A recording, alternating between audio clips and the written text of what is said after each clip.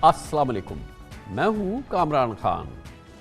2 माह कबल सामने आने वाला रावलपिंडी रिंग रोड स्कैंडल शायद मौजूदा हुकूमत का सबसे बड़ा करप्शन स्कैंडल है, या कम से कम सबसे बड़ा करप्शन का इल्ज़ाम है। आज इसमें एक बड़ी पेशरफ्त हुई है। साबिक commissioner Rawalpindi captain retired Mahmood और साबिक लैंड कलेक्टर वसीम अली ताबिश को गिरफ्तार कर लिया गया है। वज़ीर आज़म इमरान खान इस मामले में ज़ाती दिलचस्पी ले रहे हैं और उन्होंने कौम से वादा किया था कि इस मामले के तमाम मुल्ज़मान को गिरफ्तार किया जाएगा और इस पूरे मामले की जड़ तक पहुंचा जाएगा। कल डायरेक्टर जनरल एंटी करप्शन ने खबरों के मुताबिक वज़ीर आज़म से मुलाकात भी की थी और इस हवाले से जो अब तक की तहक़ीक़ात है उन्हें ब्रीफ भी किया था, जिसके बाद हमने ये गिरफ्तारियों का एक कलीदी अमल देखा। DG anti corruption Punjab Gauhar नफीस ने गिरफ्तारियों की तस्दीक की और तफसीलात बताई। साबका कमिश्नर कैप्टन महमूद और land acquisition officer Rawalpindi Wasim Tabish को हमने गिरफ्तार किया है। मार्च 2020 में जबकि नई अलाइनमेंट कहीं डिस्कस भी नहीं हुई थी, इन्होंने वेरिएशन ऑर्डर्स जो है वो इशू करना शुरू किए without approval of any authority. इन्होंने उसकी अलाइनमेंट चेंज की, इन्होंने उसकी लेंथ चेंज की। उस अलाइनमेंट और जो इंटरचेंजेस के डिज़ाइंस थे उनके अंदर फ्रीक्वेंट चेंजेस हुई, जिसकी वजह से जो है वो लोकल इन्वेस्टमेंट जो है, लोकल प्रॉपर्टी माफिया जो है वो इनकरेज हुआ। वहाँ पे इन्होंने बगैर अप्रूवल के ऑर्डर किए और सरकार के 2.6 अरब रुपए जो है वो खर्च कर दिए। लैंड एक्विजिशन कॉस्ट 6 अरब से 16 अरब पे चली गई। जब प्रोजेक्ट 10 अरब से ऊपर चला जाता है तो फिर वो फेडरल गवर्नमेंट अप्रूवल के पास जाता है, टेक्निक में जाता है। फेडरल गवर्नमेंट से अप्रूवल ही नहीं ली गई। फेडरल गवर्नमेंट तो क्या, या तो प्रोविंशियल गवर्नमेंट से अप्रूवल नहीं ली गई और पैसे डिस्ट्रीब्यूट कर दिए गए जस्ट टू मेक श्योर कि जी यहाँ से रोड जो है वो गुजरेगा। ये सब कुछ हुआ, अखबारी रिपोर्ट्स कहती हैं, जैसा कि अभी आपने DG एंटी करप्शन से सुना। इसकी पुष्ट पर हुकूमत से ताल्लुक़ रखने वाली अहम शख्सियात शामिल थी और यकीनन इस हवाले से उनके किरदार का जायज़ा लेना ज़रूरी है। इस तहक़ीक़ात में जिसकी सरबराही एंटी करप्शन ने की और ये गिरफ्तारियाँ हुई हैं, इन शख्सियात के बारे में क्या किया गया, गौहर नफीस DG एंटी करप्शन का कहना था। जो हमारी इनिशियल इन्वेस्टिगेशन है उसमें बेनामी इन्वेस्टमेंट सामने आ रही हैं। उसमें इन्वेस्टमेंट जो है वो गैर ममालिक से भी आ रही हैं। UAE से आके पैसे यहाँ पे ट्रांसफ़र हुए हैं, बैंक टू बैंक ट्रांजैक्शन है। लेकिन अब वो UAE से इंफॉर्मेशन लेना और उन लोगों को लिंक करना जो है, और पब्लिक चीटिंग एट लार्ज है। सियासी शख्सियात जो हैं वो आपके इल्म में हैं कि एंटी करप्शन के मैंडेट में नहीं आती। इसीलिए हमने ये फैसला किया है कि जो उनसे रिलेटेड चीज़ें हैं वो हम नैब को भिजवाएंगे ताकि नैब उनकी इन्वेस्टिगेशन करे। जो इन्फॉर्मेशन हमारे पास है, जो एविडेंस है, हम वो सब के चीज़ें नैब को ट्रांसफ़र करेंगे। रिपोर्ट्स के मुताबिक 36 किलोमीटर तवील रिंग रोड के सरकारी मंसूबे की इब्तदाई तखमीना 40 अरब रुपए था, जो प्रोजेक्ट में नए रास्ते शामिल किए जाने के बाद न सिर्फ ये 68 किलोमीटर बढ़ गया बल्कि इसकी लागत तकरीबन 60 अरब रुपए तक पहुंच गई।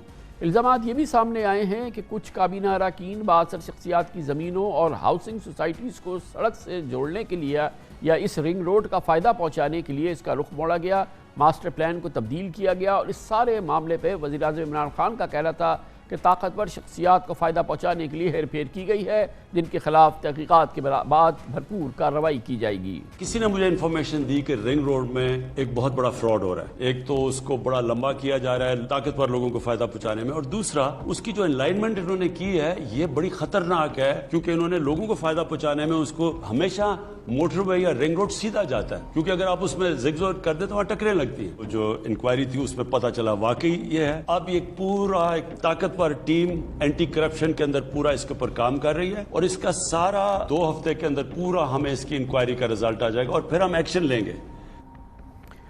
जब ये स्कैंडल सामने आया तो मीडिया रिपोर्ट्स में ये भी कहा गया कि रिंग रोड से मुल्हिक इलाकों में 18 बाअसर शख्सियात, उनके बेनामी इदारों और 34 प्रॉपर्टी टाइकून्स ने तकरीबन 64,000 कनाल ज़मीन सस्ते दामों मुबैना तौर पर 32 अरब रुपए में ख़रीदी। कुछ अराज़ी पर कब्ज़ा किया। कुछ रिंग रोड मंसूबे की वजह से इस ज़मीन की जब ये कैफियत बनी तो यकीनन यहाँ पे कीमतों में 2 गुना 3 गुना इजाफा भी हो गया और इस ज़मीन पर प्लॉट बनाकर तकरीबन 130 अरब रुपए इकट्ठे भी किए गए। यानी कि यहाँ पे फाइल्स का काम और इस किस्म के मंसूबों में जब स्पेकुलेशन होती है वो काम भी शुरू हो गया। इन प्रॉपर्टी के सौदों और मंसूबों के नए रास्तों की वजह से बिला वास्ता या बिल वास्ता कई वज़रा, वज़ीर-ए-आज़म के 2 माविन ख़ुसूसी, एमएनए, सेनेटर्स और MPs फ़ायदा उठाते रहे, ये इल्ज़ाम लगा। मगर इस दौरान वज़ीर-ए-आज़म के मुशीर ख़ास जनाब जुल्फ़ी बुखारी ने अपने ओहदे से इस्तीफ़ा दिया और कहा कि वो अपने आप को इस मामले से उस वक्त तक अलहदा रखेंगे जब तक इसकी तहक़ीक़ात नहीं होती और वो क्लीन चिट हासिल नहीं कर लेते। इस पूरी सूरत हाल पे बात करते हैं। इस पूरे मामले का जो वफाकी हुकूमत जिन करप्शन के स्कैंडल को मामलात को देखती है उसको ओवरसी करते हैं बैरिस्टर शहजाद अकबर, वज़ीर आज़म के मुशीर दाखिला और एहतसाब हमारे साथ मौजूद हैं। बैरिस्टर साहब, इसमें कोई शक नहीं गोया आज जो तहकीकात सामने आई एंटी करप्शन की कि इसमें बड़ी हेर फेर हुई है और बहुत बड़े पैमाने पर गड़बड़ हुई है। जी कामरान साहब शुक्रिया। बिल्कुल ये इसमें काफ़ी बड़ा नुकसान होने जा रहा था मैं कहूँगा, क्योंकि ये प्रोजेक्ट अभी कंप्लीट नहीं हुआ और अभी पहले फेज़ के अंदर ही था जहाँ पे लैंड एक्विजिशन हुई थी और वो जो अभी तक लॉस था वो लैंड एक्विजिशन की हद तक था। तो बर वक्त इसके ऊपर कार्रवाई करके जैसे ही इस मामले की इत्तला आई, एक निशानदेही हुई कि एक गलत काम होने जा रहा है, तो वज़ीर-ए-आज़म साहब ने ख़ुद इसका नोटिस लिया और उसके ऊपर ये तमाम कार्रवाई का आगाज़ हुआ। पहले एक डिपार्टमेंटल इंक्वायरी करवाई गई पंजाब हुकूमत की तरफ से और उसकी बुनियाद के ऊपर फिर एंटी करप्शन पंजाब को एक तफसीली जो उनके मैंडेट के मुताबिक इंक्वायरी है वो करने का कहा गया। और उस इंक्वायरी के पहले फ़ेज़ की जो आज रिपोर्ट सामने आई है वो प्राइम मिनिस्टर साहब को भी पेश की गई और चीफ मिनिस्टर साहब को भी पेश की गई और उसको सामने रखते हुए ही जो उसकी फाइंडिंग्स हैं उसके मुताबिक कार्रवाई करते हुए जो 2 मेन मुल्ज़मान थे उन्हें आज गिरफ़्तार भी कर लिया गया इस सिलसिले में और जो FIR भी इसमें दे दी गई है एंटी करप्शन की जानिब से। और इसके बाद इसके जो महकमाना कार्रवाइयाँ भी हैं, जो सरकारी अफसरान इसमें शामिल थे, क्योंकि ऐसे मामले के बाद वो किसी तौर भी अपने ओहदे पे नहीं रह सकते, तो वो तमाम चीज़ों की अप्रूवल जो तो बैरिस्टर साहब इसमें तो ये तो एक आम पाकिस्तानी ये जानता है कि जब इस किस्म का स्कैंडल हो, जब इस किस्म का मामला हो तो ये चंद हुक्काम का नहीं है, यानी कि ये सिर्फ जो पिंडी के कमिश्नर थे या जो लैंड एक्विजिशन के डायरेक्टर थे ये 2, 3, 4 आदमी मिलकर नहीं कर सकते। एक बड़ा वेब बनता है, इसमें जो बहुत इन्फ्लुएंशियल लोग जो होते हैं वो उसमें शामिल होते हैं, उनका कवरेज, उनकी आशीर्वाद, उनकी इन्वॉल्वमेंट, उनकी इनकरेजमेंट शामिल हुए बगैर नहीं होता। ये आप मानेंगे और इसमें भी ऐसे ही हुआ है? जी कामरान साहब, देखिए इसमें सबसे बड़ा मैं समझता हूँ जो इन्फ्लुएंस था या इन्फ्लुएंशियल फैक्टर था वो पैसे का था। जो नई रिंग रोड की अलाइनमेंट थी और जो इंक्वायरी रिपोर्ट में चीज़ें सामने आई हैं उससे वाज़े होता है कि रिंग रोड की जो अलाइनमेंट थी वो मुख्तलिफ मालियाती इंटरेस्ट को सामने रख के ही उसको मनूवर किया गया। जो ओरिजिनल अप्रूव्ड अलाइनमेंट थी 2018 की वो इससे कदरे मुख्तलिफ थी जो 2020 में पब्लिश की गई। उसकी पब्लिकेशन भी किसी कॉम्पिटेंट अथॉरिटी यानी कि उस वक्त जो पंजाब गवर्नमेंट से अप्रूव नहीं थी। और इस अलाइनमेंट के अगर आप देखिए तो जो ब्रीफिंग हमें दी गई उसमें हमने देखा है कि जब अटक लूप इसमें शामिल होता है तो किसी भी शहरी आबादी का जो फासला है वो तकरीबन 19 से 20 किलोमीटर का है। अब ये जो 1920 किलोमीटर का इलाका है ये सारा आपका प्रॉपर्टी डेवलपमेंट और उसमें चले जाना था और उसमें लोगों को बहुत ज़्यादा फ़ायदा होना था। अब इसके मैं ये अर्ज़ करना चाहूँगा, आज ये DG एंटी करप्शन ने अपनी जो ब्रीफिंग भी दी प्रेस को उसमें भी बड़ा वाज़े किया कि इस इंक्वायरी के 2 हिस्से हैं।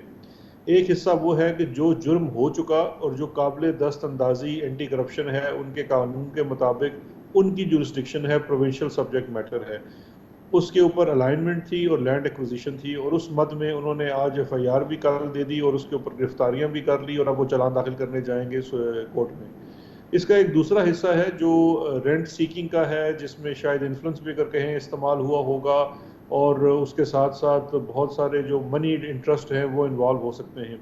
वो मामला जो एंटी करप्शन की सिफारिश है कि ये कानून के मुताबिक FIA और नैब को दिया जाना चाहिए और इसमें वफाकी हुकूमत का फैसला था कि मेरी ये समझ में नहीं आया कि एक जुर्म जो है उसकी तहकीकात हुई है और बड़ी मौसर तहकीकात की है, एक इदारे ने की है, वो कौन सा कानून है जिसके तहत उस इदारे के सामने एक दीवार खड़ी कर दी जाए कि यहाँ तक तो तुम करो और यहाँ तक तुम पहुँचे हो, लेकिन इसके आगे जो इसके जो जो जो जिनको इससे फ़ायदा हुआ है, जो इसके पुष्पना हैं, जो इसके इनकरेजेस हैं, जिनको सबसे ज़्यादा जिन्होंने इस सारे वेब को बुना है, वो फिर हम किसी और से कराएंगे। वो कौन सा कानून है, वो कौन सी रास्ता है जिसने कि ये सामने दीवार खड़ी कर दी और इन दो के बीच में ایک کنٹینیویشن تھی، ایک سلسلہ تھا، انہوں نے بڑی مستعدی سے اس تک پہنچے ہیں، اور تھوڑی ہی تگ و دو کے بعد، یا ہو سکتا ہے ابھی تک وہ پہنچ چکے ہو کہ باقی لوگ کون تھے، یہ پراسرار بات لگ رہی ہے بیرسٹر صاحب۔ نہیں کامران صاحب، یہ میں اس کو دوبارہ سے ایکسپلین کر دیتا ہوں۔ اس کے دو حصے ہیں، ایک تو ہے رنگ روڈ کا جو پروجیکٹ تھا اٹ سیلف، جس میں گورنمنٹ کا پیسہ خرچ ہونا تھا، اور اس رنگ روڈ کی الائنمنٹ تھی۔ رنگ روڈ کی الائنمنٹ کو لے کے اب تک کی تحقیقات کے مطابق جو ملزمان اس میں نامزد کیے گئے ہیں انکوائری کے مطابق، ان کے خلاف مقدمہ داخل کیا جا رہا ہے۔ جب اب یہ مقدمہ داخل کر دیا گیا ہے، اس میں فردر انویسٹیگیشن بھی ہوگی، اور وہ اینٹی کرپشن ہی کرے گی۔ اگر اس میں مزید کسی شخص کا کسی کی نشاندہی ہوتی ہے، چاہے اس کا تعلق کسی بھی حکومتی عہدے سے ہو، وہ بھی شامل تفتیش ہوگا، اریسٹ بھی ہوگا، اس کے خلاف چلان بھی داخل ہوگا۔ ایک دوسرا حصہ ہے جس میں ابھی جرم سرزد نہیں ہوا گورنمنٹ کی سطح تک، لیکن اگر اس علاقے میں مثال کے طور پہ کسی ہاؤسنگ سوسائٹی نے پبلک ایٹ لارج کو چیٹ کیا اور لوگوں کو یہ سہانا خواب دکھا کے ان سے پیسے لے لیے کہ یہاں سے رنگ روڈ گزرے گی اور اس کی وجہ سے یہاں کی قیمت پراپرٹی کی یہ ہوگی، جبکہ موقع پہ وہاں کوئی چیز موجود نہیں ہے، وہ معاملات جو ہیں وہ اینٹی کرپشن کے قانون کے تحت ان کی جورسڈکشن میں نہیں آتے۔ چیٹنگ پبلک ایٹ لارج کا جو آفینس ہے وہ ایف آئی اے کی جورسڈکشن ہے اور نیب کی ہے، تو وہ والا جتنا وہاں تک کا معاملہ ہے وہ تو نیب اور ایف آئی اے کرے گی، لیکن جو رنگ روڈ کی بنانا، اس کی الائنمنٹ، اس کی لینڈ ایکوزیشن، وہ تمام جو ہے وہ اینٹی کرپشن کا ہی حصہ ہے اور اسی کے کیس کا، اور اس میں جو لوگ سامنے آئے ہیں ان تمام کو چارج کیا جا رہا ہے اس کیس کے اندر۔ تو کوئی ایسی دیوار نہیں ہے جو قانون کے مطابق بھی ہے یا کوئی چیز۔ بیرسٹر صاحب، ابھی جو ہے یہ پی ٹی آئی کا جو آفیشیل پیج ہے اس کے وہاں سے یہ ٹویٹ کیا گیا ہے کہ اس تحقیقات کے نتیجے میں کلین چٹ مل گئی ہے زلفی بخاری صاحب کو اور غلام سرور خان صاحب کو، کیا یہ درست بات ہے؟ دیکھیے، میں نے وہ ٹویٹ تو نہیں دیکھی ہے، لیکن میں یہاں یہ چیز واضح کرنا چاہوں گا، میں نے یہ جس وقت پہلی دفعہ وہ ڈپارٹمنٹل انکوائری کی رپورٹ بھی آئی تھی، تو اس انکوائری رپورٹ کے مطابق بھی صرف جو ڈپارٹمنٹل سطح پہ یہ کہا گیا تھا کہ فلاں جگہ پہ کوئی زمین ہے جو زلفی صاحب کے رشتہ دار کی ہے۔ اب کسی کے رشتہ دار کی زمین ہونا وہ کوئی کرمنل اوفینس نہیں ہے۔ اس چیز کو اینٹی کرپشن نے بڑا ڈیٹیل سے دیکھا ہے، اور اس میں ان کا کوئی رابطہ اس چیز میں واضح نہیں ہوا ہے یا سامنے نہیں آیا ہے جس میں کوئی انہوں نے رنگ روڈ کی الائنمنٹ اور لینڈ ایکوزیشن کے اوپر کوئی بھی ان کا کردار ہو۔ تو اس حد تک جو فیکٹس ہیں وہ اس رپورٹ کا حصہ ہیں۔ یہ اس کو ایسا کہنا، یہ تو دیکھیے نا، اگر ایک احتمال تھا، ایک اندیشہ تھا کہ شاید ان کا کوئی رول ہے، اسی کی بنیاد کے اوپر انہوں نے ایک بڑا اصولی فیصلہ کیا اور اپنے عہدے سے الگ ہو۔ بالکل ٹھیک ہے، تو گویا کہ یہ ان کا جو رول ہے اس کے حوالے سے کوئی شک نہیں سامنے آیا، کوئی شبہ سامنے نہیں آیا، اور کوئی ثبوت سامنے نہیں آیا۔ گویا کہ جو الزام لگا تھا زلفی بخاری پر، اس کا کوئی ثبوت، کوئی شک، کوئی چیز اینٹی کرپشن کے ہاتھ نہیں لگی۔ مگر یہ بات ابھی فی الحال ہم غلام سرور صاحب کے حوالے سے یا دوسروں کے حوالے سے نہیں کہہ سکتے، جو منسٹر آف ایویشن ہے، کہ ان کا بھی کوئی، کیونکہ الزام بہرحال ان کے حوالے سے بھی لگا تھا۔ دیکھیے، دونوں کی میں حد تک بات کرتا ہوں۔ یہ بالکل بات میڈیا میں آئی تھی کہ جو غلام سرور صاحب اور زلفی بخاری صاحب کا کوئی کردار ہو سکتا ہے۔ دونوں باتوں کا کوئی ثبوت اس انکوائری رپورٹ میں دونوں کا نہیں ہے، کوئی ہے۔ سوسائٹیز کو لے کے یہ ذکر کیا گیا تھا، وہاں بھی ان کا کوئی ان کے ساتھ کنیکشن نہیں ہے۔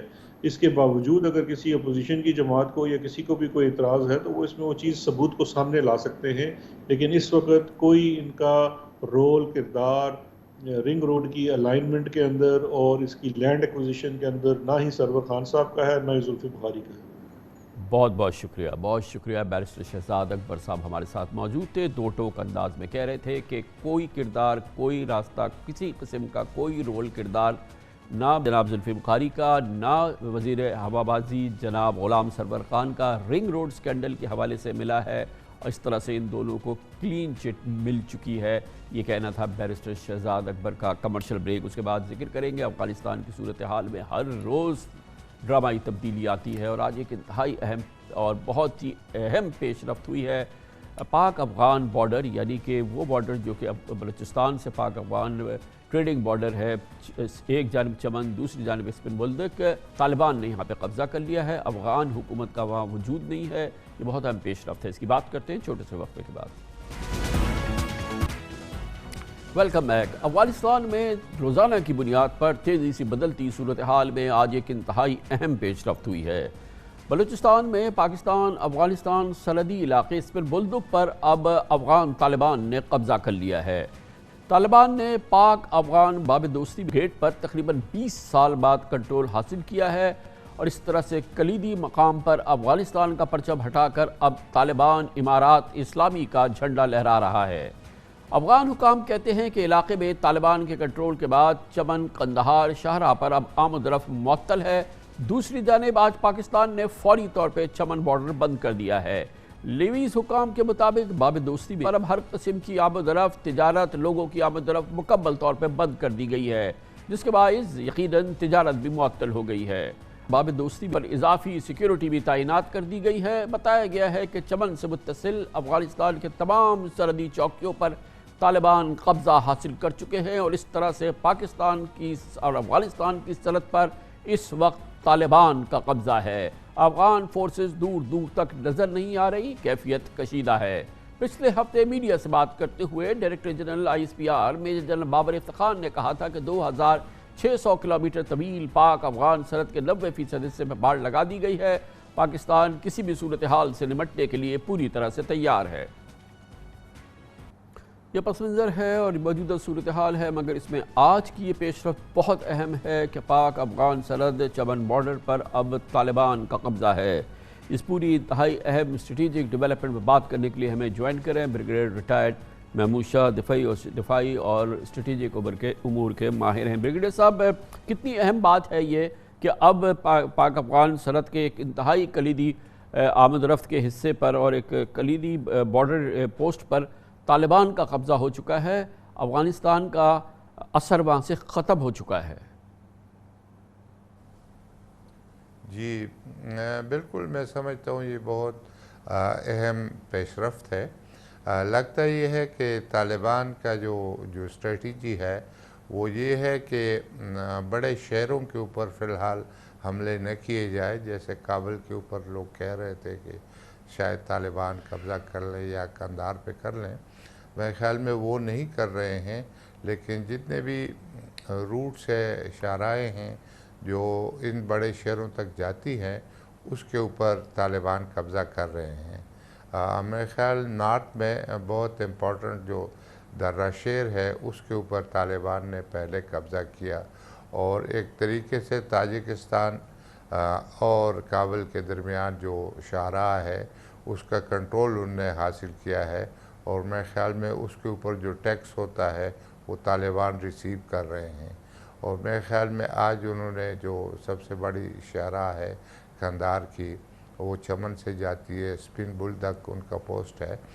اس کے اوپر کئی دنوں سے طالبان آئے ہوئے تھے اور وہاں کے لوکلز کے ساتھ بات چیت کر رہے تھے کہ یہاں پر جو فوجی ہیں ان کو کہیں کہ وہ سرنڈر کریں، اگر وہ سرنڈر نہیں کرتے تو ان کے اوپر حملہ کیا جائے گا۔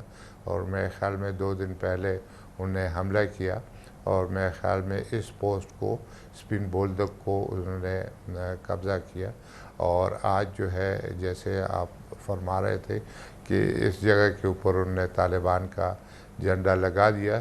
تو میرے خیال میں ایک طریقے سے ایک اسٹریٹجی کے تحت جو چاروں طرف افغانستان کے کنیکشن ہے باہر ممالک کے ساتھ، ان کے اوپر طالبان کا قبضہ ہو گیا ہے، اور میرے خیال میں باقی جگہوں کے اوپر وہ انتظار کریں گے۔ یہ جو قبضہ ہے بریگیڈیئر صاحب، یہ جو قبضہ ہے یہ بہت امپورٹنٹ ہے، کیونکہ یہ ایک بہت بڑی تجارت کی راہداری ہے پاکستان اور افغانستان کے درمیان، اور افغانستان کی ایک بڑی امپورٹنٹ یہ ٹریڈ لائن ہے، تقریباً ایک لائف لائن ہے۔ اب وہاں پہ افغان کسٹم چیک پوسٹ نہیں ہے، افغانستان کی حکومت کا انفلوئنس نہیں ہے۔ بہرحال اس وقت افغان حکومت ہے جو سوورن ہے اس وقت افغانستان کی، یہ ایک بڑی کمپلیکیٹڈ سچویشن نہیں ہو رہی؟ اب تجارت کیسے ہوگی، آمد و رفت کیسے ہوگی؟ پاکستان کے لیے بھی تو بڑی مشکل صورتحال ہے. دوسری طرف اگر کوئی اتھارٹی نہیں ہے, کوئی ساورن اتھارٹی نہیں ہے تو جی بالکل, یہ بڑی کمپلیکیٹڈ سی سچویشن ہو جائے گی. پاکستان ابھی تک جو کابل میں حکومت ہے ان کو ریکگنائز کرتا ہے اور طالبان کو ریکگنائز نہیں کرتا, اور میرے خیال میں پاکستان یہ عندیہ بھی دے چکا ہے کہ جب تک کوئی بھی حکومت کابل میں ہوگی اور ان کو عوام کی حمایت حاصل نہیں ہوگی تو پاکستان ان کو تسلیم نہیں کرے گا. یہ ایک طریقے سے ساؤنڈ کیا تھا طالبان کو کہ وہ اگر زور سے قبضہ کرتے ہیں تو جس طرح پہلی بار ہم نے طالبان کی حکومت کو تسلیم کیا تھا اور ساری دنیا کو کہہ رہے تھے کہ جن کو تسلیم کریں, تو میں سمجھتا ہوں کہ اس کے تحت یہ ایک بڑی کمپلیکیشن ہے. ہم افغانستان کی حکومت کو تسلیم کر رہے ہیں فی الحال, اور جب تک وہ کابل میں ہے میرے خیال میں ہم تسلیم کرتے رہیں گے. گویا اس اور اگر کیفیت طالبان میں جو ہے بریگیڈیئر صاحب یہ ممکن نہیں ہے کہ اگر وہاں پہ افغان گورنمنٹ کی باقاعدہ پریزنس نہیں ہے ہماری بارڈر پوسٹ پہ, کہ ہم کسی قسم کی بھی کوئی ٹریڈ الاؤ کریں یا آمد و رفت الاؤ کریں. نہ کسٹمز ہے, نہ امیگریشن ہے, نہ دوسری کوئی گورنمنٹ کی اتھارٹی ہے وہاں پر, تو یقیناً ہمیں تو پھر یہ کلوز کرنا پڑے گا یہ بالکل, جہاں جہاں ایسی کیفیت پیدا ہوتی ہے. جی بالکل. جب تک کہ افغانستان کی حکومت کابل میں جو حکومت ہے وہ اس کی اجازت نہ دے, وہ کہے کہ آپ بے شک ان کے تھرو ٹرانزٹ کر کے ہمیں سامان پہنچائیں تو ہم وہ کر سکتے ہیں, لیکن ان کی رضامندی کے بغیر میرے خیال میں ڈائریکٹلی ہم طالبان کے ساتھ جو ہے وہ انٹریکٹ نہیں کریں گے, کیونکہ یہ جو ہے یہ ایک سچویشن اتنی کمپلیکیٹڈ ہے کہ ہم نہیں چاہتے کہ ہم یہ امپریشن دیں کہ ہم ایک خاص سائٹ کے ساتھ طرفداری کر رہے ہیں. اور میرے خیال میں یہ صورتحال میں کیا یہ بات خارج از امکان ہے کہ یہی کیفیت کل ہم تورخم میں دیکھیں, آگے جلال آباد میں طالبان کا قبضہ آ جائے اور پھر تورخم پہ طالبان آ کے اپنا جھنڈا لہرا دے, پھر ہمارے لیے مزید مشکل ہو جائے گی. جی بالکل, اور میں سمجھتا ہوں کہ آج اجلاس ہو رہا ہے SCO کا, جس کے اندر جو ہے یہ سینٹرل ایشین ریپبلکس بھی ہیں اور رشیا بھی ہے, اور ہم لوگ جو ہے اس کے اوپر انسسٹ کر رہے ہیں, اصرار کر رہے ہیں کہ یہاں پر یہ جو متحارب گروپس ہے یہ آپس میں بیٹھیں اور بات چیت کریں اور کوئی حل نکالیں. تو جب تک کہ وہ حل کوئی نہیں نکلتا, اور افغانستان میں اچھا یہ ہے کہ ایک فورم موجود ہے اور وہ فورم ان کا لویا جرگہ ہے, اس کا اجلاس بلایا جا سکتا ہے جو عوام کو ریپریزنٹ کرتے ہیں, اور ان سے کوئی فیصلہ لیا جا سکتا ہے کہ آپ بتائیں ان صورتحال میں ہم کیا کریں. اور میرے خیال میں پاکستان خاص کر رشیا کی مدد سے ابھی اس کوشش میں ہے کہ یہاں پر کوئی صلح ہو, کوئی جس کو آپ سیاسی فیصلہ کہہ سکتے ہیں کہ ایک سیاسی فیصلہ ہو. مرکز میں بھی آفٹر آل 3 لاکھ نفوس کی یہ افغان آرمی ہے, چلے اس میں سے 1 لاکھ بھی بھاگ گئے, 2 لاکھ 1.5 لاکھ ابھی فوجی ہیں, ان کے پاس جدید امریکی اسلحہ ہے, ان کے پاس ساز و سامان ہے, آفٹر آل کچھ ٹریننگ ہے, جو بھی ان کی کیفیت ہے وہ ایسے تو ہاؤس آف کارڈز تو نہیں ہے گر جائے گا, وہ بھی ایک بڑی مزاحمت تو ابھی ہونی ہے کسی نہ کسی مقام پہ. جی بالکل, وہ ایک فوج ہے, آلدو اس میں سے کافی سارے لوگ ڈیزرٹ کر رہے ہیں, لیکن اس کے علاوہ بھی جو ہے چھوٹے چھوٹے ملیشیاز ہر جگہ پہ موجود ہے, اور ایک طریقے سے یہ وہی صورتحال ہو جائے گی جو پہلے کمانڈروں کی تھی, جنہوں نے جگہ جگہ پر چیک پوسٹ لگائے ہوئے تھے اور اپنا اپنا ایریا انہوں نے تقسیم کیا تھا. جب طالبان آئیں پاور میں اس وقت یہی صورتحال تھی. تو ابھی بھی یہ چونکہ حکومت میں امراللہ صالح جو ہے, جو ناردرن الائنس کے ریپریزنٹیٹیو ہے, وہ نائب صدر ہیں. تو میرے خیال میں یہ جو جتنے بھی گروپس ہیں ان کو آپس میں بیٹھ کر, اور سب سے ضروری جو چیز ہے, آدمی تو کوئی بھی فارمولہ بنا سکتا ہے کہ طالبان کی اتنی منسٹری ہو اور ان کی اتنی ہو، بٹ ایکچوئل بات جو ہے وہ یہ ہے کہ ان کو بتانا ہوگا کہ آپ لوگوں نے ایک دوسرے کو برداشت کرنا ہے۔ بہت بہت شکریہ، بہت شکریہ۔ بریگیڈیئر ریٹائرڈ محمود شاہ ہمارے ساتھ موجود ہیں، سیکیورٹی اور اسٹریٹجک افیئرز کے ایکسپرٹ ہیں۔ کمرشل بریک، اس دوران نیوز ہیڈ لائنز دیکھیں، جس کے بعد ہم اپنے پروگرام کے باقی حصے کے ساتھ واپس آتے ہیں۔ آپ دیکھ رہے ہیں خبروں، تبصروں اور تجزیات پر مبنی پاکستان کا سب سے معتبر نیوز شو دنیا، کامران خان کے ساتھ۔ خطے کی بدلتی صورتحال، پاک چین جیو اسٹریٹجک پارٹنرشپ، پاک چین سی پیک معاہدے، ان سب کے بیک گراؤنڈ میں آج کوہستان میں 9 چینی انجینئر سمیت 13 افراد کی ہلاکت کا معمہ انتہائی اہمیت اختیار کر گیا ہے۔ یہ پراسرار واقعہ ہے، یہ حادثہ ہے یا باقاعدہ دہشت گرد حملہ؟ فی الوقت سانحے کی نوعیت کا حکومت پاکستان کی جانب سے کوئی مربوط سرکاری موقف سامنے نہیں آیا ہے۔ آج صبح سے متضاد اطلاعات ہیں، قیاس آرائیاں ہیں اور تضادات پر مبنی سرکاری موقف سامنے آ رہا ہے، مگر چین دو ٹوک انداز میں کہہ چکا ہے کہ یہ دہشت گردی کا واقعہ ہے، جبکہ پاکستان کو حادثے کے آثار بھی نظر آئے ہیں اور شاید پاکستان ایک مربوط موقف دے گا، لیکن فی الحال شاید اس کے لیے تیاری پوری نہیں ہے یا اس کے لیے معاملات کو ثبوت کو اکٹھا کیا جا رہا ہے۔ دنیا بھر کا media, Washington post, new York time, Al Jazeera, BBC، پوری دنیا کے میڈیا نے اس سانحے کی بھرپور کوریج کی ہے۔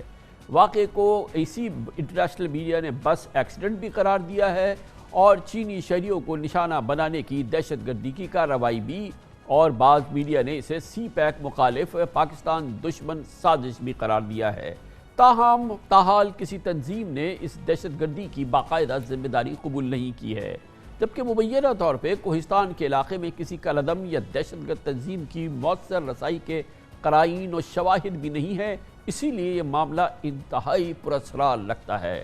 ابتدائی طور پہ ڈیپٹی کمشنر کوہستان عارف یوسف زئی اور ترجمان وابڈا کے حوالے سے خبریں سامنے آئیں کہ خیبر پختونخوا کے ضلع بالائی کوہستان میں داسو ڈیم پروجیکٹ کے قریب، جو کہ سی پیک کا ایک اہم منصوبہ ہے، چینی انجینئرز کی بس کو صبح 7:30 بجے کے قریب حادثہ پیش آیا۔ بریسین کیمپ سے داسو ڈیم کی سائٹ پر چینی انجینئرز کو لے جانے والی اس بس میں FC اہلکاروں سمیت 41 افراد سوار تھے، یہ بتایا گیا ہے۔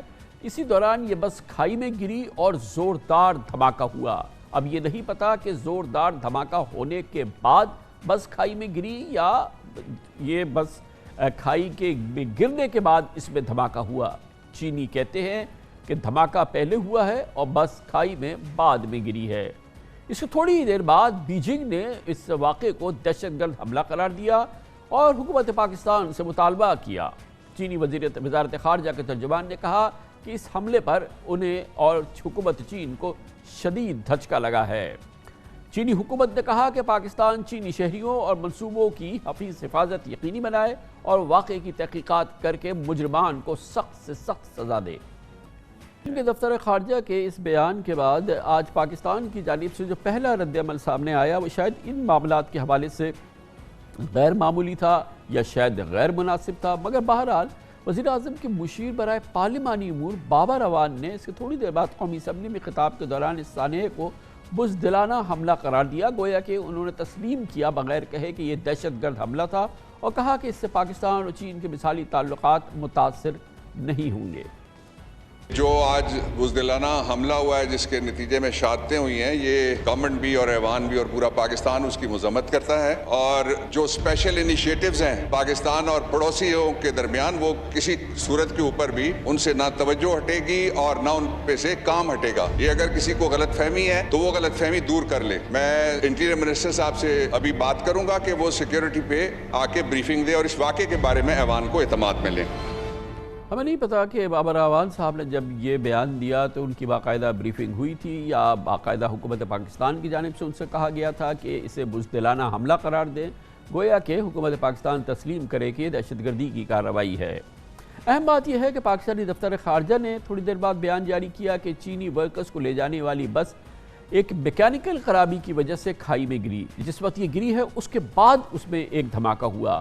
پاکستانی دفتر خارجہ نے قیمتی جانوں کے نقصان پر تعزیت کی اور پاکستان اور چین کے قریبی دوست بلکہ آئرن بردرز میں پاکستان ہونے کا ایک بار پھر اعادہ کیا اور کہا کہ اپنے ملک میں چینی شہریوں اور منصوبوں کی حفاظت کو ہم بہت اہمیت دیتے ہیں.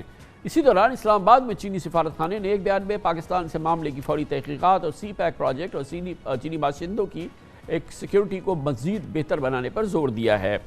یقیناً ابھی حکومت پاکستان کا اس سلسلے میں جیسے میں نے آپ کو بتایا مربوط ایک سرکاری موقف نہیں آیا ہے. یہ بہت امپورٹنٹ بات ہے اور اس حوالے سے ابھی اس واقعے کے حوالے سے وزیر اعظم عمران خان کا جو کہ روایتی بیان بھی ہوتا ہے یا پاکستان کے صدر کا وہ بھی ابھی سامنے نہیں آیا ہے. وزیر داخلہ جناب شیخ رشید احمد اس معاملے پہ خاموش ہے. وزارت داخلہ کا بھی کوئی بیان نہیں آیا ہے اور یقیناً یہ معاملہ بھی حکومت پاکستان کے زیر تفتیش ہے.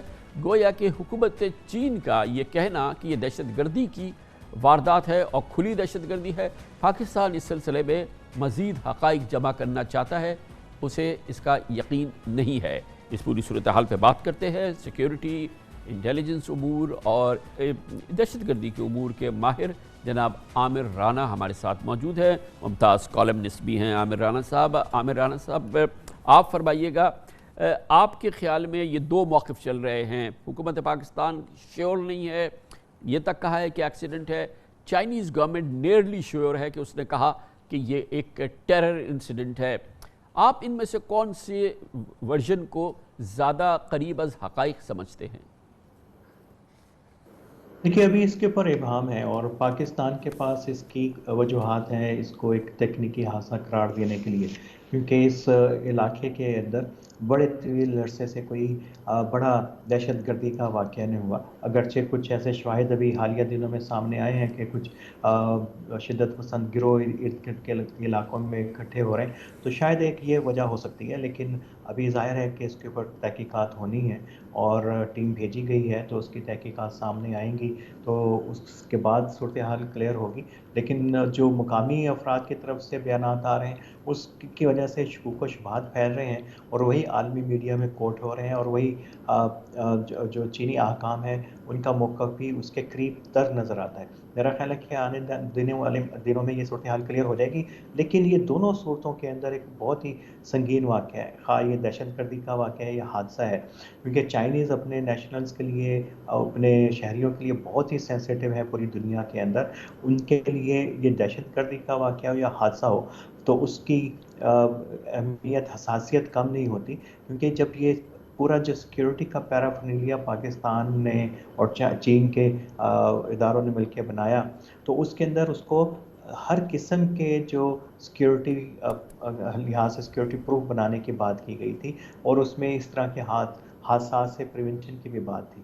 ظاہر ہے کہ یہ چائنیز کے لیے خواہ یہ دہشت گردی کا واقعہ ہو یا تکنیکی خامی ہو، لحاظ سے غیر معمولی واقعہ ہے. کئی لحاظ سے یقیناً غیر معمولی واقعہ ہے، کیونکہ ایک پیٹرن ہے. اگر چینی باشندوں کو نشانہ بنایا گیا ہے تو وہ عام طور پہ ہم نے دیکھا ہے کہ بلوچستان میں نشانہ بنایا گیا ہے، کراچی میں نشانہ بنایا گیا ہے اور ایک بڑی کثیر اکثریت میں اس میں جو لوگ ملوث تھے یا جو پکڑے گئے وہ تھے وہ لوگ جو بلوچ انسرجنٹس کے نام سے جن کی آئیڈینٹیفیکیشن ہے، جو سی پیک کے خلاف بات بھی کرتے ہیں، جن کے اپنے تانے بانے باہر ہیں. اور وہ چیزیں جو ہیں وہ انگریڈینٹس جو ہیں وہ کے پی کے کوہستان کے اس واقعے میں کہیں نظر نہیں آتے. دیکھیے یہ علاقہ تو خاصا ظاہر ہے کہ بلوچستان سے دور ہے اور ابھی تک جو چائنیز انجینئرز پہ اور چائنیز مفادات کے اوپر جو 14 حملے پاکستان کے میں ہوئے ہیں اس میں بے شک زیادہ بلوچستان سے رپورٹ ہوئے ہیں، کچھ کراچی میں، لیکن اس کے اندر جو مذہبی عسکریت پسند گروہ بھی شامل رہے ہیں. آپ کو اگر یاد ہو کہ 2013 میں کوہستان سے زیادہ دور تو نہیں ہے، کچھ 100 کلومیٹر کے فاصلے کے اوپر ہی ہے، نانگا پربت جہاں پہ اٹیک ہوا تھا سیاحوں کے اوپر، اس میں چائنیز سیاح بھی شامل تھے جن کے اوپر یہ حملہ ہوا تھا. آپ کو بالکل ابھی یاد ہوگا کہ کوئٹہ کے اندر بھی جو سرینا کے اوپر حملہ ہوا اس میں بھی ابتدائی اطلاعات یہی تھیں کہ اس کا بھی جو ٹارگٹ ہے وہ چائنیز سفیر تھے پاکستان میں اور اس حملے کی ذمہ داری ٹی ٹی پی نے قبول کی تھی. تو اس خاص علاقے کے اندر ٹی ٹی پی کی اس طریقے سے موجودگی کے تو شاہد نہیں ہے، لیکن چند ایسے گروہ ہیں عسکریت پسند جن کی ہمدردیاں طالبان کے ساتھ ہمیشہ سے رہی ہیں، اسی طرح کے نظریات کے وہ حامی ہیں. پاکستان میں کئی جو فرقہ وارانہ تنظیمیں ہیں ان کے ساتھ ان کے روابط ہیں، اور یہ وہی لوگ ہیں جو نانگا پربت والے اٹیک میں بھی شامل تھے، جو پاکستان کی سیکیورٹی فورسز کے اوپر بھی حملوں میں شامل رہے ہیں، اور جو پچھلے 4-5 سال کے اندر جو اسکولوں کو جلانے کے واقعات گرلز کے جو پیش آئے اس کے اندر بھی شامل رہے ہیں. تو اس کانٹیکس کے اندر یہ خارج از مقام تو نہیں قرار دیا جا سکتا کہ اس میں دہشت گردی نہ ہو اور کسی عسکری گروپ کا ہاتھ نہ ہو، لیکن ظاہر ہے کہ یہ تو اسی وقت تمام چیزیں ہوں گی. ابھی تو جو اس کی تفتیش ہے وہ بہت ہی ابتدائی مرحلے کے اندر ہے، لیکن یہ معاملات کو بھی ہمیں دیکھنا پڑے گا. اچھا یہ بتائیے کہ اس علاقے کے حوالے سے بتائیے، کیونکہ ظاہر ہے کہ جہاں پہ کوئی پناہ گاہیں ہوتی ہیں، جہاں سلیپر سیلز ہوتے ہیں، جہاں پہ جو بھی دہشت گرد ہوتے ہیں وہ اس علاقے سے واقف ہونا ان کے لیے بہت شدید ضروری ہے، اور اس قسم کے معاملے میں تو بہت ہی باریک بینی سے ظاہر ہے کہ پلاننگ کی گئی ہوگی. تو اس علاقے میں اس قسم کے کسی گروہ کا ویسے کبھی نہ وجود ملا ہے نہ ہی اس کا کوئی، کیونکہ یہ بڑا کوئی میسو انٹیلیجنس گیدرنگ ہوئی ہے اس کے اندر، اور کوئی بہت ہی پروفیشنل آرگنائزیشن نے اس میں حصہ لیا ہے جس کو کہ ایگزیکٹلی پتہ تھا کہ یہ چائنیز ہیں، یہ داسو ڈیم میں جائیں گے، اس وقت نکلیں گے، پھر بس میں پلانٹ کرنا. اگر مثال کے طور پہ ایسا ہوا ہے تو اس علاقے میں کسی اسٹرینجرز کا یا باہر سے کسی کو آ کے یہ سارا کچھ کرنا اس کے لیے کافی مشکل ہوتا ہے. یہ دیکھیے کوہستان کے اندر تو ایز سچ کہا جائے تو کوئی ایسے گروپ نہیں ہیں، سوائے اس کے کہ وہاں پہ ایسے ادارے موجود ہیں، ایسے افراد موجود ہیں جن کا تعلق عالم تنظیموں کے ساتھ رہا ہے، لیکن کوئی باقاعدہ کوئی تنظیم وہاں پہ ہو اس کے آثار نہیں ہیں. ہاں ان کے ملحقہ علاقے کے اندر، اور ظاہر ہے کہ کوہستان اس سے زیادہ دور نہیں ہے، ایک تحریک کافی عرصے سے سرگرم ہے جس کی طرف میں نے اشارہ بھی کیا تھا. وہ مقامی جو عسکریت پسند ہیں اور ان کا گروہ جو اپنے آپ کو مجاہدین گلگت و بلتستان کہتا ہے، تو دیامیر اور چلاس جو ہے وہاں سے آپریٹ کرتا ہے. ابھی پچھلے دنوں ان کی دوبارہ سے کچھ خبروں میں وہ آنا شروع ہوئے، تو یہ امکان ہے. ظاہر ہے کہ یہ علاقہ جو ہے داسو کا تو وہاں سے کوئی زیادہ دور نہیں ہے، تو اگر یہ کسی عسکریت پسند گروہ کا کام ہے تو سب سے زیادہ شک اسی کے اوپر کیا جائے گا، اور اس تنظیم کے اس لیے بھی کہ اس کا جھکاؤ جو ہے وہ ٹی ٹی پی کی طرف خاصا اور زیادہ یہ بھی امپورٹنٹ بات ہے کہ یہ اس کے قریب کوئی بارڈر ایریا نہیں ہے، یہ کوئی بارڈر کے قریب کا علاقہ نہیں ہے. یہاں سے بہت آسانی سے بارڈر تک نقل و حمل کرنا بھی کافی مشکل ہے. یہ بھی ایک اس پراسرار واقعے کا ایک اہم ایلیمنٹ ہے. جی، یہ جو جگہ ہے یہ کسی بھی بین الاقوامی سرحد سے خاصی دور ہے. عموماً پاکستان کے اندر یہ واقعات ہماری سرحدوں کے قریب پیش آتے ہیں، تو اس لیے یہ ایک بڑا چنبے سے اس واقعے کو دیکھا جائے گا. لیکن اس کے ارد گرد کوہستان کے اندر ایسی جگہ ہیں جیسے ہم نے اشارہ کیا کہ یہاں پہ کچھ ایسے عسکریت پسند گروپ موجود ہیں، تو شاید مقامی گروپوں کی طرف شک اس لیے بھی ہوگا کہ ان کو وہاں کی علاقے کی نوعیت میں ان کو پتہ ہوگا کہ اس کا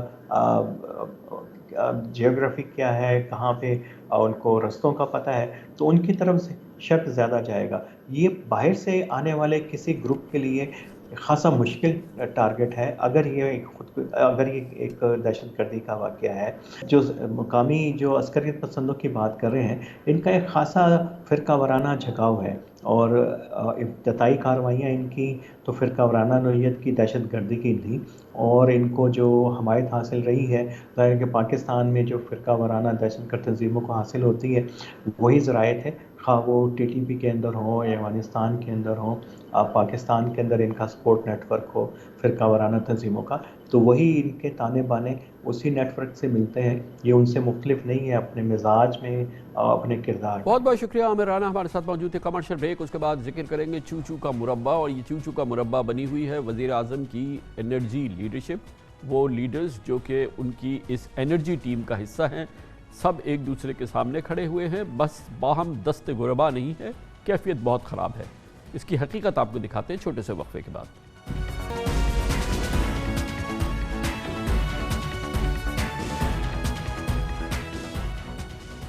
انرجی سیکٹر پاکستان کی معیشت ملک کی ترقی کا کلیدی ستون ہے اور انرجی ہی سیکٹر ہی پاکستان میں اس سے جڑے ہوئے مسائل سرکولر ڈیٹ پاکستان کی معیشت کے لیے اندھا کنواں ہے۔ گویا پاکستان کے سروائیول کے لیے پاکستان کی لائف لائن، پاکستان کا میک اور بریک سیکٹر انرجی سیکٹر ہی ہے۔ مگر یہ بات یقیناً انتہائی تشویش کی باعث ہے کہ حکومت کی انرجی امور کی لیڈرشپ چوں چوں کا مربع نکتی ہے۔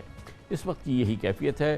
بجلی، گیس، پیٹرولیم معاملات کے وفاقی وزراء، مشیران، معاونین اور اس سے منسلک بیوروکریسی کے اختلافات نے اس پورے سیکٹر میں اور اس کے علاوہ وفاقی کابینہ میں بھی دھڑے بندیاں اور ایک دوسرے کے کاموں میں مداخلت کو واضح کر دیا ہے۔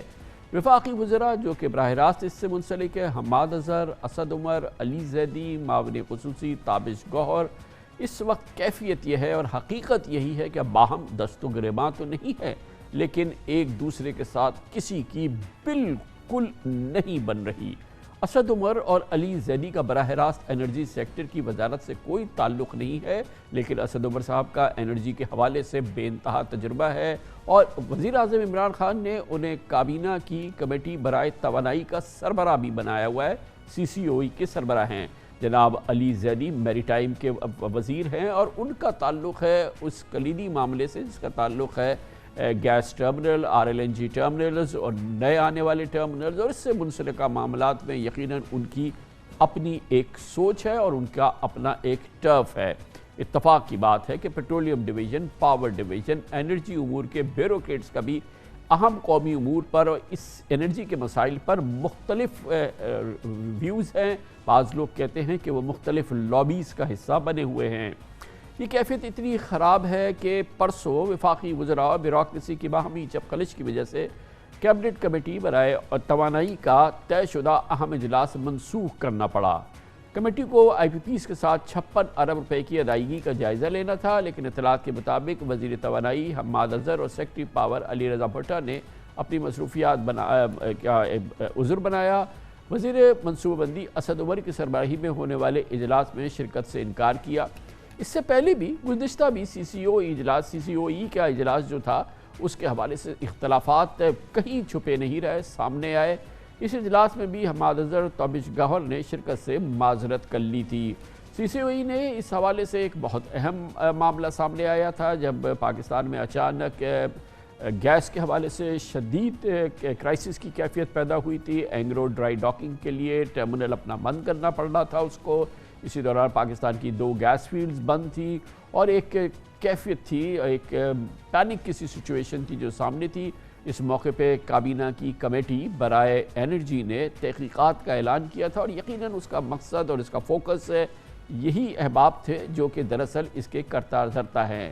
حالیہ دنوں میں north south gas pipe line منصوبے کا معاملہ ہو یا اینگرو LNG ٹرمنل کی ڈرائی ڈاکنگ کا معاملہ، حماد اظہر، اسد عمر، علی زیدی، تابش گوہر کے اختلافات اور تضادات میڈیا کی زینت کرنے کے معاملے پر حماد اظہر، اسد عمر کے موقف میں تضاد نمایاں تھا۔ ڈرائی ڈاکنگ کے معاملے میں تحقیقات کے لیے وفاقی وزیر ریلوے اعظم سواتی کی سربراہی میں کمیٹی بنائی ہے۔ اس کمیٹی نے ایک بڑا سوال نامہ اپنے ان کالیگز کو بھیج دیا ہے اور یہ تحقیقات جو ہے یہ بہت بڑا وجہ نزاع بنی ہوئی ہے اس وقت یہ انرجی ٹیم کے درمیان۔ ڈرائی ڈاکنگ کی وجہ سے آپ کے پاس ایک ٹرمنل اویلیبل نہیں ہوگا یا لمیٹڈ کیپیسٹی میں اویلیبل ہوگا۔ اس میں کوئی شک نہیں کہ جو لوگ ذمہ دار ہیں، جو فیصلہ سازی انہوں نے نہیں کی، محکمے کے اندر بھی فیصلہ سازی کے اندر کمزوری رہی ہے۔ اسی لیے CCOE کی جو پچھلی میٹنگ ہوئی تھی اس کے اندر یہ بھی فیصلہ کیا گیا تھا۔ اعظم سواتی صاحب کی سربراہی میں ایک کمیٹی بھی بنائی گئی ہے تاکہ انویسٹیگیشن کی جائے کہ کہاں پہ کمزوری رہی ہے اس فیصلہ سازی کے اندر۔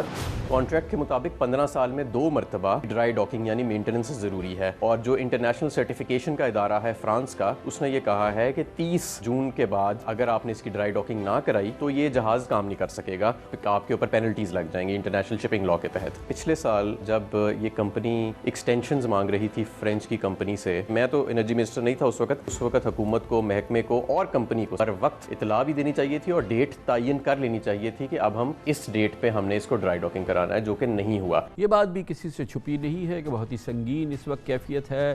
وفاقی وزیر میری ٹائم جناب علی زیدی اور وزیر اعظم کے معاون خصوصی برائے پاور تابش گوہر کے درمیان दोनों शख्सियात अपने हलकों में उन इल्ज़ामात की तफसीलात जो उनके तय इल्ज़ामात हैं अली यानी कि ताबिश गौहर साहब के हवाले से अली ज़ैदी के ख़िलाफ़, अली ज़ैदी के हवाले से ताबिश गौहर के ख़िलाफ़, मुख्तलिफ़ ठेकों के मामले में, मुख्तलिफ़ फ़ैसला साजी के मामले में, ये बहुत ही संगीन कैफियत है और जिसका इजहार आम होता रहता है, इन दोनों हलकों की जानिब से होता रहता है। इसके अलावा भी कलीदी मामलात में भी इन दोनों के व्यूज़ एक दूसरे से मुतसादिम हैं।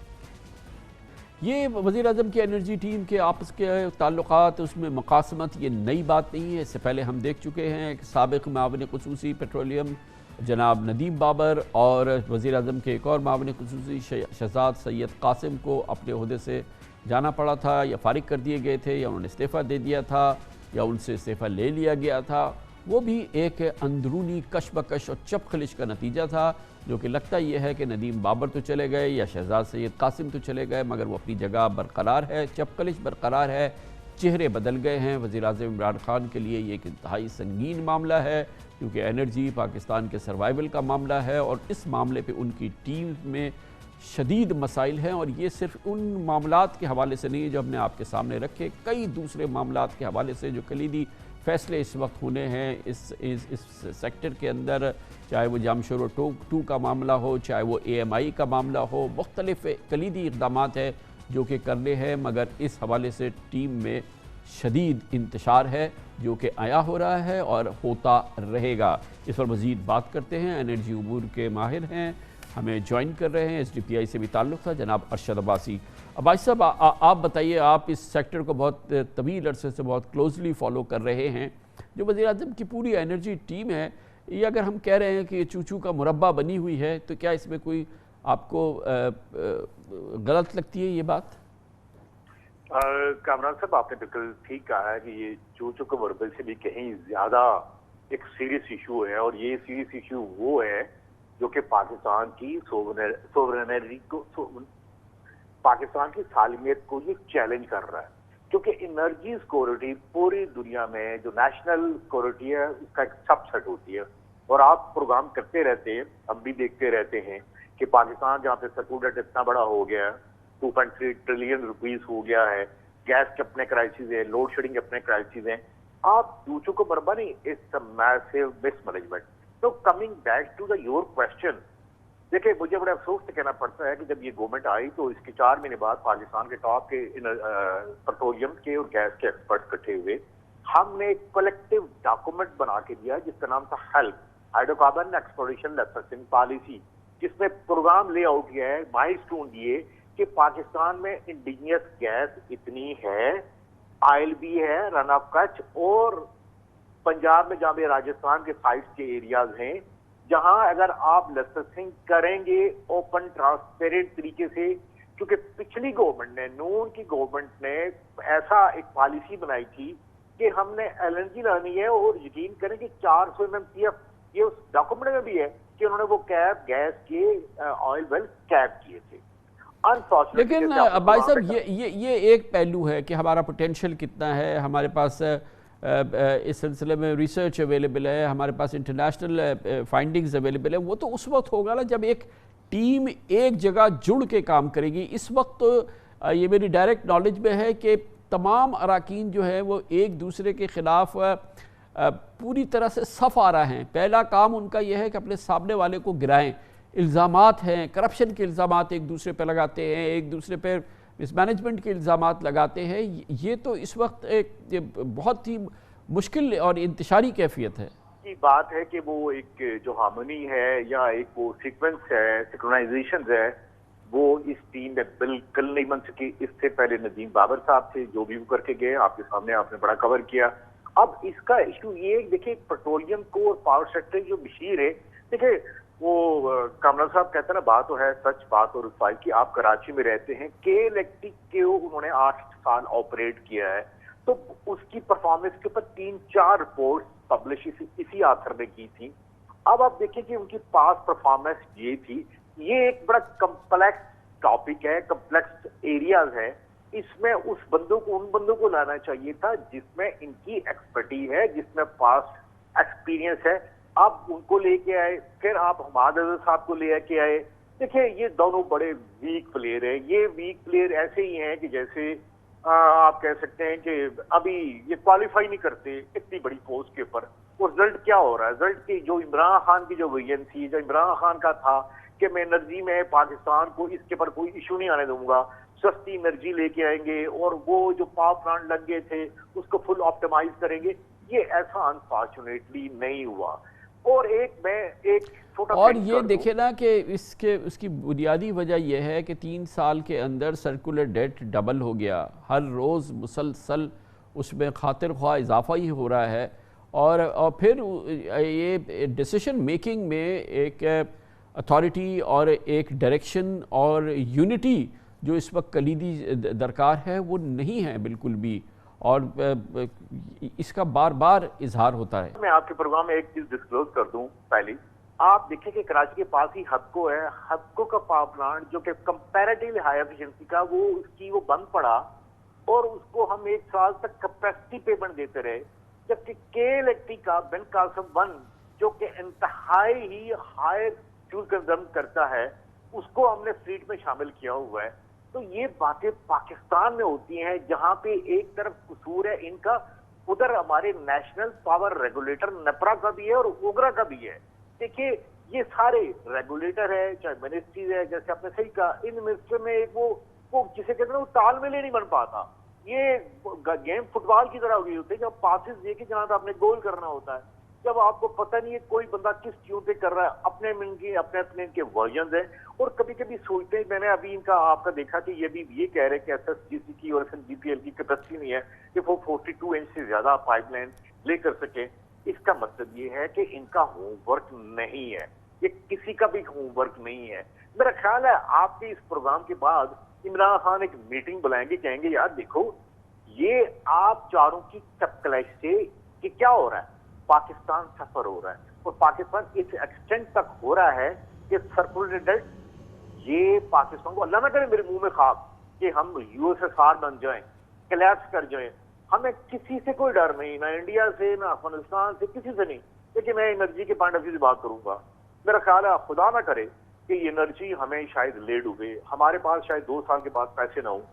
हम कितने अफसोस की बात है कि हमारे पास पावर प्लांट है। बहुत शुक्रिया जनाब बरशद अब्बासी हमारे साथ मौजूद थे। कमर्शियल ब्रेक, उसके बाद जिक्र करेंगे। बिला आखिर वज़ीर-ए-आज़म इमरान खान ने मज़ाहमत ख़त्म की है और क्यू लीग का सबसे बड़ा मुतालबा पूरा कर लिया है। जनाब मुनीस इलाही को कैबिनेट पोजीशन उन्होंने ऑफ़र कर दी है और काफ लीग को इस हवाले से लगता यह है कि वो उसका बुनियादी मुतालबा कबूल कर रहे हैं और हकीकी जो ग्राउंड सिचुएशन है सियासत की उसको कबूल कर रहे हैं। दूसरी जानिब जो उनके तुर्श और तेज़ और तुंद बयानात होते थे अपोजिशन के शख्सियात के ख़िलाफ़ नाम लेके, वो भी मध्यम पड़ गए हैं। उस तरफ भी कुछ वर्किंग रिलेशनशिप बनाने के आसार नज़र आ रहे हैं। इस सूरत हाल में बात करते हैं छोटे से वक्फे के बाद।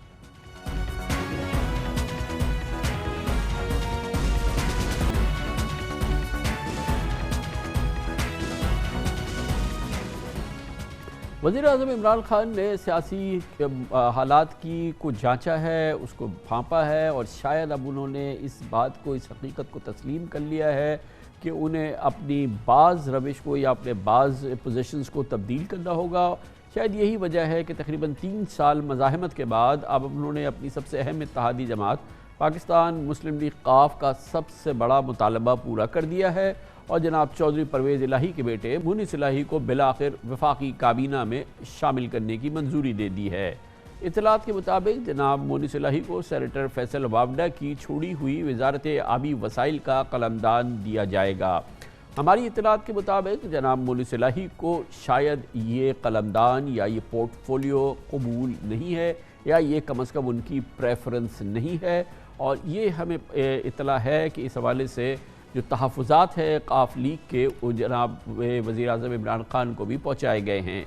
3 साल से हुकूमत और काफ लीग के दरमियान गिले शिकवे जारी थे। बुनियादी मसला इंतज़ामी इख्तियारात, तरक्याती फ़ंड्स की तकसीम और पावर शेयरिंग का भी रहा, गो कि वफाकी काबीना में मज़ीद हिस्सा क्यू लीग का एक बहुत अहम मुतालबा था। दरअसल PTI हुकूमत की बका में मुस्लिम लीग काफ की कौमी असम्बली में 5 और सूबाई असम्बली पंजाब में 10 नशिस्तों का बड़ा कलीदी किरदार है। लगता है वज़ीर-ए-आज़म इमरान खान को बिलाखिर 3 साल बाद हालात की नाज़की और मिल के चलने का एहसास हुआ है کیونکہ بقول مونس صلاحی وزیر اعظم عمران خان کابینہ میں شامل کرنے پر مطمئن نہیں تھے۔ یقین خان صاحب کو اب ہر حال میں حکومتی اتحاد کو سنبھالنا ہے، جبکہ وہ اپوزیشن کے ساتھ بھی لگ یہ رہا ہے کہ اب ورکنگ ریلیشن شپ بنانا چاہتے ہیں۔ 2 ہفتے قبل بجٹ منظوری کے بعد قومی اسمبلی میں 1.5 گھنٹے طویل خطاب میں وزیر اعظم عمران خان نے بے پناہ الزامات کے بجائے اپوزیشن کو انتخابی اصلاحات کی دعوت دی۔ یہ بھی انٹرسٹنگ بات ہے کہ وزیر اعظم عمران خان نے شاید پہلی بار کسی اپوزیشن لیڈر کے لیے چور، ڈاکو، لٹیرے وغیرہ کے الفاظ استعمال نہیں کیے، اور نہ ہی NRO نہ دینے کا ایک اور عزم کیا۔ اس لحاظ سے تقریر غیر معمولی تھی، اور اس کے بعد کے حالات ہم نے دیکھے ہیں کہ اپوزیشن حکومتی تعلقات کے حوالے سے حالات میں کہیں بہتری آئی ہے۔ اس پوری مجموعی صورتحال پر مزید تجزیہ حاصل کریں گے جناب حبیب اکرم، ہمارے سینئر تجزیہ کار اور ہمارے مقبول پروگرام اختلافی نوٹ کے ہوسٹ ہمارے ساتھ موجود ہیں۔ حبیب اکرم صاحب، اہم ڈیولپمنٹ ہے کہ بالآخر وزیر اعظم نے اس بات کی حامی بھری ہے اور منظوری دے دی ہے کہ مونس صلاحی فیڈرل کیبنٹ کے ممبر بن جائے۔ خان صاحب، یہ جو آپ نے بالآخر کا لفظ استعمال کیا ہے اپنی گفتگو میں، دراصل یہ پوری کی پوری کیفیت کو، جو سیاسی کیفیت اس وقت اسلام آباد اور لاہور کے درمیان جاری ہے، ایکچولی یہ اس کی بالکل درست عکاسی کرتا ہے۔ اس کی وجہ یہ ہے کہ جو ہمارے مونس صلاحی صاحب ہیں، مونس صلاحی صاحب کی وزارت کا تقاضا کافی عرصے سے تھا، اور مونس صلاحی کی نہ صرف وزارت بلکہ قلمدان کے بارے میں بھی بات ہو رہی تھی کہ ان کو انڈسٹریز اینڈ پروڈکشن کا ان کو وزیر ہونا چاہیے۔ یہ بات نہ صرف PMLQ کی طرف سے ہو رہی تھی بلکہ ان دوستوں کی طرف سے بھی ہو رہی تھی جو عمران خان صاحب اور PMLQ کے اتحاد کا بنیادی باعث ہیں۔ یہ بار بار ان کی طرف سے بھی کہا جا رہا تھا کہ آخر خان صاحب کیوں اس معاملے میں ڈیلے کر رہے ہیں اور کیوں اپنے آپ کو خطرے میں ڈال رہے ہیں کہ بہت سارے کام جو ہیں وہ دوستوں پہ چھوڑ دیتے ہیں۔ یہ معمولی سی بات ہے، اس کو مونس صلاحی کو وفاقی کابینہ میں شامل کر لینا چاہیے۔ لیکن اس کے بعد پھر کچھ واقعات پے در پہ ایسے ہوئے کہ جس میں PMLQ وزیر اعظم کو یہ یقین دلانے میں کامیاب ہو گئی کہ PMLQ کا PTI کے ساتھ اتحاد دراصل کسی تیسرے فریق کی وجہ سے نہیں ہے، بلکہ PMLQ اپنا سیاسی مفاد بھی اسی میں دیکھتی ہے۔ اور آپ یہ دیکھیں خان صاحب کے پچھلے کچھ عرصے میں چند واقعات ایسے ہوئے ہیں جنہوں نے گریجولی اس اعلان تک پروگریشن میں اہم کردار ادا کیا ہے۔ مثال کے طور پہ سینٹ کے انتخابات میں پاکستان تحریک انصاف کو راضی کرنا کہ ہم ایک متفق پنجاب میں ایک متفق طریقے سے ہم سینیٹرز منتخب کریں، اور پھر چودھری پرویز الہی صاحب نے اس کے اندر بہت ہی امپورٹنٹ کردار ادا کیا، حتیٰ کہ مسلم لیگ نون کے اندر کے اختلافات بھی کسی نہ کسی درجے میں طے کروائے۔ اس کے بعد پھر بجٹ کا مرحلہ ایسا تھا کہ بجٹ سے پہلے ہی ایسی باتیں ہو رہی تھی پنجاب کے اندر کہ اگر پنجاب کا بجٹ سموتھلی چلا جاتا ہے، یعنی پاس ہو جاتا ہے، تو اس کے بعد پھر وزارت جو PMLQ کے حصے کی وزارت ہے وہ انہیں مل جائے گی۔ اور پھر وہ ہم نے پرفارم ہوتا ہوا دیکھا بھی، وہ وعدہ یا وہ معاہدہ جو PMLQ اور پاکستان تحریک انصاف کے درمیان تھا، کہ حتیٰ کہ جو وفاقی بجٹ تھا اس میں 178 ووٹ جو کہ PTI کے پاس موجود تھے جب وزیر اعظم نے اعتماد کا ووٹ لیا تھا، وہ 172 رہ گئے، لیکن پنجاب میں بجٹ اس سے بھی سموتھلی پاس ہو گیا۔ جب یہ دونوں بجٹ پاس ہو گئے تو اس کے بعد اس سے ان دونوں بجٹوں کے پاس ہونے سے کچھ پہلے آپ کو یاد ہوگا خان صاحب کے ایک ملاقات ہوئی تھی لاہور میں چودھری پرویز الہی صاحب سے اور چودھری شجاعت صاحب سے عمران خان صاحب کی، جس میں چودھری شجاعت صاحب نے ایک بات زور دے کے کہی تھی اور وہ پھر اخبارات میں بھی چھپی تھی، وہ یہ تھی کہ آپ وزیر اعظم صاحب ہم پہ اعتماد کریں، آپ کے ہمارے بارے میں جو لوگ آپ تک پیغام رسانی کرتے ہیں یا آپ کو جو کچھ بتاتے ہیں وہ ٹھیک نہیں ہے، ہم آپ کے ساتھ ہیں۔ یہ وہ موقع تھا خان صاحب جہاں پہ وہ جو تیسرا حصہ تھا جو بیسیکلی وہ آپ اسے پنجابی زبان میں کہتے ہیں وچولا پن، یعنی جو درمیانی واسطہ تھا، وہ ختم ہوا اور براہ راست PMLQ کا مگر نہ صرف یہ کہ یہ قاف لیگ کو اکاموڈیٹ کیا، جو ان کا کلیدی مطالبہ تھا اس کو تسلیم کیا، لیکن دوسری جانب ہم دیکھ رہے ہیں کہ اپوزیشن جس کے لیے کسی قسم کا کوئی سافٹ کارنر پچھلے 3 سال میں پرائم منسٹر کے لیے نہیں رہا، ہمیں نہیں پتا کہ ابھی ہوا ہے یا نہیں ہے، لیکن جو ان کی زبانی اس سلسلے میں زبانی اور جو ان کی گفتگو ہوتی تھی جو اس میں ترشی تھی، جو بہت سختی کی کیفیت تھی، نہ صرف یہ کہ وہ فی الحال غائب ہوئی ہے بلکہ ایک نئے ماحول نے اس طرف بھی جنم لیا ہے۔ گویا کہ یہ جو اس ٹرم کا دوسرے آخری جو 2 سال ہیں اس میں وزیر اعظم کافی ایڈجسٹمنٹس کر رہے ہیں، سیاسی ایڈجسٹمنٹس؟ خاص طور سیاسی ایڈجسٹمنٹس اگر وہ اپنے حلیفوں کے ساتھ کر رہے ہیں تو یہ بات درست ہے، لیکن جہاں تک اپوزیشن کو یہ میسج دینا کہ آپ میرے ساتھ ہیں، اس کو صرف آپ ایک سطحی سا میسج ہے، اس کے نیچے کچھ نہیں ہے۔ آپ اچھی طرح جانتے ہیں خان صاحب کہ ایک میری معلومات یہ ہے کہ کچھ عرصہ پہلے یعنی اسی مہینے میں ایک ملاقات میں وزیر اعظم نے یہ اپوزیشن لیڈرز کا نام لے کے کہا کہ میں تو فلاں کے ساتھ یا فلاں کے ساتھ ہاتھ ملانا بھی اپنی توہین سمجھتا ہوں۔ ایک طرف آپ اسمبلی میں جب اس طرح کی بات کر رہے ہوں کہ آئیے میرے ساتھ ملیں، اور اس کے بعد اپنے ملاقاتیوں کے ساتھ آپ ہاتھ ملانے کو بھی اپنی توہین قرار دے رہے ہوں، تو اس کا مطلب یہ ہے کہ بظاہر تو آپ پوسچرنگ کر رہے ہیں، لیکن اصل میں آپ کا ایسا کوئی ارادہ نہیں ہے کہ آپ اپوزیشن کو ساتھ لے کے چلیں۔ تو جب اس طرح کا بہت یعنی جو قول اور فعل میں اس طرح کا بودھ ہے، وہ الٹیمیٹلی پولیٹیکلی میرا خیال ہے کہ پاکستان تحریک انصاف پوسچرنگ تو کرتی رہے گی اس طرح کی، لیکن عملی طور پہ اس طرح کا کچھ ہونے والا نہیں ہے۔ دوسری بات یہ ہے کہ خاصا وزیر اعظم کی یہ انڈرسٹینڈنگ ہے اور بڑی ڈیپ انڈرسٹینڈنگ ہے کہ جب وہ اپوزیشن کے خلاف سخت زبان استعمال کرتے ہیں تو انہیں اس کا فائدہ ہوتا ہے۔ ان کا جو ووٹر ہے جو تھوڑا ڈسپرس ہونے کی وجہ جو ہوتا ہوا نظر آتا ہے انہیں، وہ اس سے یکجا ہو جاتا ہے، متحد ہو جاتا ہے۔ تو یہ پاکستان تحریک انصاف کی ایک سوچی سمجھی اسٹریٹجی ہے۔ لیکن جہاں تک مونس الہی کا اگر معاملہ، اس میں مونس الہی کا معاملہ اس سے تھوڑا سا الگ ہے۔ بہت بہت شکریہ جناب حبیب اکرم ہمارے ساتھ موجود تھے۔ اس کے ساتھ ہی ہمارے آج کے پروگرام کا اختتام ہوتا ہے۔ کل آپ سے پھر ملاقات ہوگی انشاءاللہ۔ کل تک کے لیے کامران خان کو اجازت، اللہ حافظ و ناصر۔